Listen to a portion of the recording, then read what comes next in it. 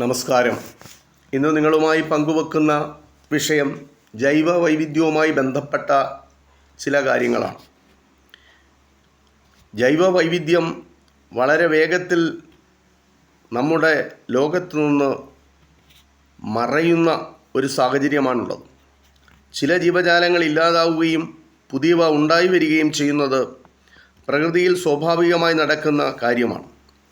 എന്നാൽ തനിയെ സംഭവിക്കുന്ന വംശനാശത്തേക്കാൾ നൂറുകണക്കിന് മടങ്ങ് വേഗത്തിലാണ് ഇപ്പോൾ ജീവജാലങ്ങൾ ഭൂമിയിൽ നിന്ന് ഇല്ലാതെ ആയിരിക്കുന്നത്. പ്രകൃതിവിഭവങ്ങളെ യാതൊരു നിയന്ത്രണവുമില്ലാതെ മനുഷ്യർ ചൂഷണം ചെയ്തു തുടങ്ങിയതാണ് ഈ ജീവജാലങ്ങൾ ഭൂമിയിൽ നിന്ന് അപ്രത്യക്ഷമാകുന്നതിനുള്ള അടിസ്ഥാന കാരണം. ഓരോ മണിക്കൂറിലും 3 ഇനം ജീവജാലങ്ങൾ ഭൂമുഖത്ത് നിന്ന് അപ്രത്യക്ഷരായിക്കൊണ്ടിരിക്കുന്നു. ഇത് കണക്കുകൾ സൂചിപ്പിക്കുന്നതാണ്.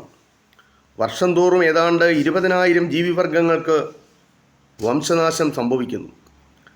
ജനസംഖ്യ ഏറെയുള്ള ഭൂമധ്യരേഖ പ്രദേശമാണ് കൂടുതൽ അപകടം നേരിടുന്നത്. ആവാസ വ്യവസ്ഥകളുടെ നാശമാണ് ജൈവ വൈവിധ്യം നേരിടുന്ന ഏറ്റവും പ്രധാന വെല്ലുവിളി. പാടങ്ങൾ, കാടുകൾ, തണ്ണീർത്തടങ്ങൾ തുടങ്ങിയവ ഇല്ലാതാകുമ്പോൾ അവിടുത്തെ ജീവജാലങ്ങളും നശിക്കുന്നു. വാസസ്ഥലം ചെറുതാകുമ്പോൾ അവിടെ താമസിക്കുന്നവരുടെ എണ്ണവും കുറയും. ഇങ്ങനെ ജനിതക വൈവിധ്യവും കുറയുന്നു.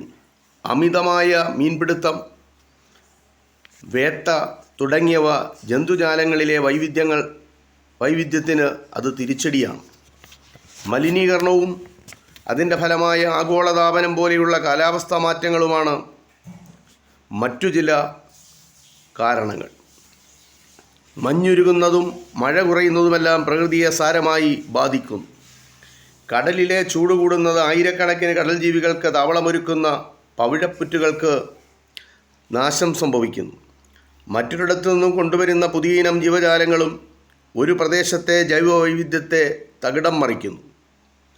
അവയ്ക്ക് പുതിയ സ്ഥലത്ത് ശത്രുക്കളാരും ഉണ്ടാകില്ല. അപ്പോൾ അവ പെറ്റുപെരുകും. ഒപ്പം ആ നാട്ടിലുള്ള പല ജീവജാലങ്ങളും നശിക്കുകയും ചെയ്യും. അതിനൊരു ഉദാഹരണമാണ് ദക്ഷിണ പസഫിക്കിലുള്ള ഗുവാം. ആ ദ്വീപിൽ പണ്ട് എങ്ങനെയോ ഒരു പാമ്പുവർഗം കടന്നു ചെന്നു. ഇന്നിപ്പോൾ ആ ദ്വീപിൽ 11 പക്ഷി ഇനങ്ങൾ ആകെയുള്ളതിൽ 9 ഇനങ്ങളും ഇല്ലാതായി. ഭൂകമ്പങ്ങൾ, വെള്ളപ്പൊക്കം, അഗ്നിപർവ്വത സ്ഫോടനം, വരൾച്ച, കാട്ടുതീ, കീടനാശിനികൾ, ഖനനം, അണക്കെട്ടുകൾ, നഗരവൽക്കരണം, ജനസംഖ്യാ വർധനവ്, ഏകവിള കൃഷിരീതി, കളകൾ, ആണവ നിലയങ്ങൾ, കീടരോഗബാധ, അന്ധക വിത്തുകൾ, ജനിതകമാറ്റം വരുത്തിയ വിത്തുകൾ എന്നിവയുടെ ഉപയോഗം ജൈവ വൈവിധ്യത്തിൻ്റെ കടയ്ക്കൽ കത്തിവെക്കുന്നതിനുള്ള പല കാരണങ്ങളാണ്. ജൈവ വൈവിധ്യം സംരക്ഷിക്കണമെങ്കിൽ നമ്മൾ പല ചെറിയ പ്രവർത്തനങ്ങൾ ഓരോരുത്തർക്കും ചെയ്യാവുന്നതാണ്. നമ്മുടെ വീട്ടുമുറ്റത്തൊരു മുല്ലപ്പന്തൽ നമുക്ക് തയ്യാറാക്കാം. ഓരോ സ്ഥാപനത്തിൻ്റെയും പരിസരത്ത് ജൈവവേലി നിർമ്മിക്കാം. മുറ്റത്ത് നല്ല പുൽത്തകടികൾ സംരക്ഷിച്ചു വളർത്താം. കിളികൾക്കും തേനീച്ചകൾക്കുമൊക്കെ ഉതകുന്ന രീതിയിലുള്ള ആ പൂക്കൾ നിറഞ്ഞ ഉദ്യാനം, പൂന്തോട്ടം നിർമ്മിക്കാൻ പറ്റും. നമ്മുടെ നാടൻ മാവുകൾ, നാടൻ ഇനത്തിലുള്ള പഴവർഗ്ഗങ്ങൾ, അതിൻ്റെയൊക്കെ നട്ടുവളർത്തി സംരക്ഷിക്കുന്ന പ്രവർത്തനങ്ങൾ നമുക്ക് നേരിട്ട് നടത്താം. ഇതൊക്കെ ജൈവ സംരക്ഷണത്തിന് ചെയ്യാവുന്ന പല കാര്യങ്ങളാണ്. ജൈവ സംരക്ഷണത്തെ പറ്റിയുള്ള കാര്യങ്ങൾ കൂടുതൽ അറിയുന്നതിന് ഇടയായത് എങ്ങനെയാണ് എന്ന് ചോദിച്ചാൽ റെഡ് ഡേറ്റ ബുക്ക് അതെന്താണെന്ന് നമ്മൾ അറിയണം.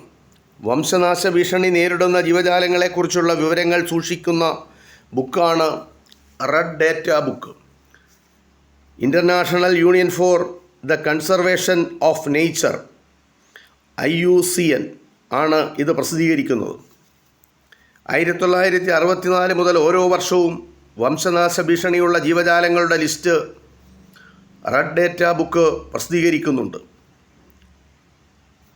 2014 കണക്കനുസരിച്ച് ഇന്ത്യയിൽ നിന്ന് 75 ജന്തുക്കളും 60 സസ്യങ്ങളും അതീവ ഗുരുതര ഭീഷണി നേരിടുന്ന ജീവജാലങ്ങളുടെ പട്ടികയിൽ റെഡ് ഡേറ്റ ബുക്കിൽ ഇടം പിടിച്ചിട്ടുണ്ട്. മറ്റൊരു കണക്കാണ് ഗ്രീൻ ലിസ്റ്റ്. റെഡ് ഡേറ്റ ബുക്കിന് 50 വർഷം തികഞ്ഞ 2014 IUCN മറ്റൊരു ലിസ്റ്റ് കൂടി പുറത്തുവിടുവാൻ തുടങ്ങി. അതാണ് ഗ്രീൻ ലിസ്റ്റ്.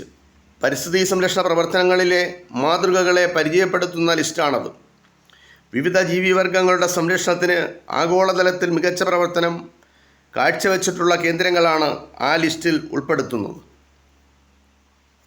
ഇതുവരെ ഇന്ത്യയിൽ നിന്നുള്ള ഒരു കേന്ദ്രവും ആ ലിസ്റ്റിൽ ഇടം നേടിയിട്ടില്ല. മറ്റൊരു കാര്യമാണ് ഇക്കോളജിക്കൽ ഫുട് പ്രിൻ്റ്.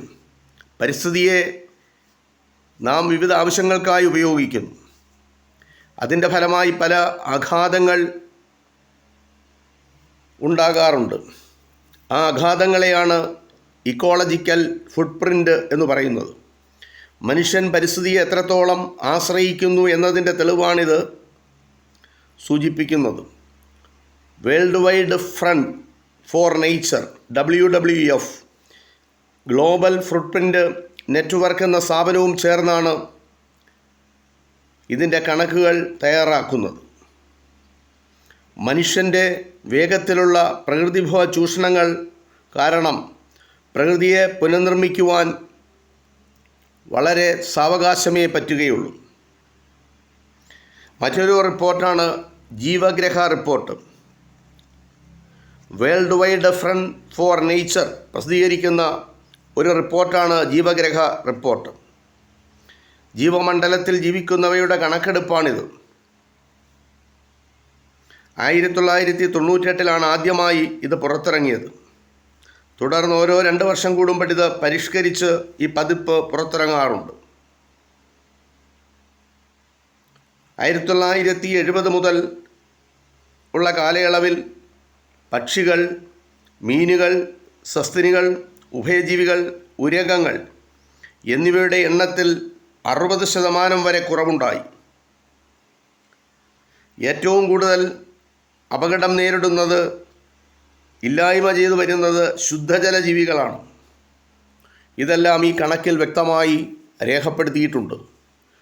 എന്തായാലും ശരി, ജൈവ വൈവിധ്യ സംരക്ഷണം ഓരോ മനുഷ്യൻ്റെയും കടമയാണ്, ഉത്തരവാദിത്തമാണ്. അത് നിറവേറ്റുക.